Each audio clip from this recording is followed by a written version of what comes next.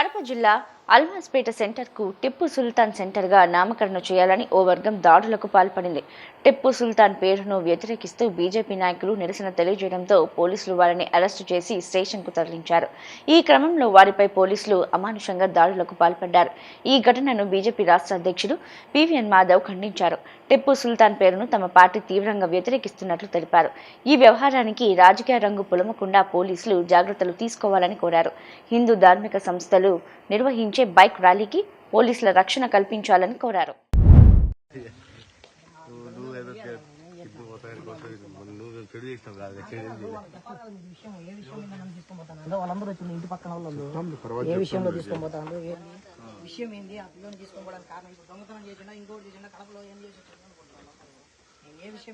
ఊర్లో తెలియాలి కదా సార్, ఊర్లో తెలియాలి కదా, తర్వాత ఎందుకని కాదు సార్.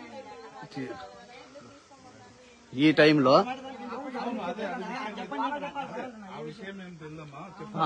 విషయం తెలియకుండా ఎందుకు అరెస్ట్ చేయడానికి వచ్చారు సార్? విషయం తెలియకుండా ఎలా వచ్చారు సార్?